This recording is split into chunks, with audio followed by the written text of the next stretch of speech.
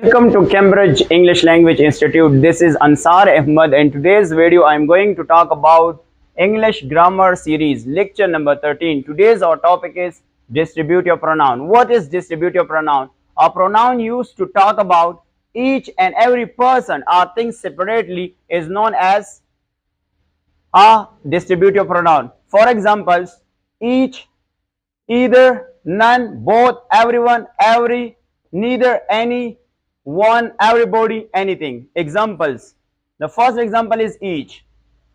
Each should love his own country. Second example is every. Every of the citizens should defend his motherland. Next one, everybody. Everybody in the house was hungry. Next example is everyone. Everyone cheated me.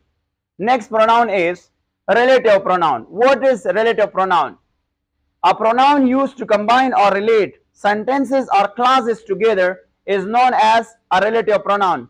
Examples: who, whom, which, as, what, but, whose, that, etc. Let's talk about examples.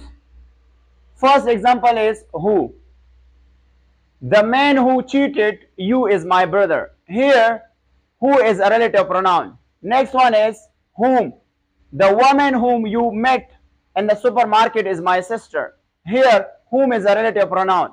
Next one, whose. The girl whose father died and an accident wanted to marry me. Here, whose is a relative pronoun. Next one, what he told us is not true. Here, what is a relative pronoun. Next, that. This is the girl that I talked about. Here, that is a relative pronoun. Next is, she gave me such a reply as I expected. Here, as is a relative pronoun. Next, which. The poem which I wrote were prized by all. Here, which is a relative pronoun.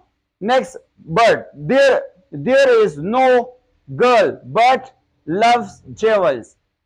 Here, but is a relative pronoun. That's it.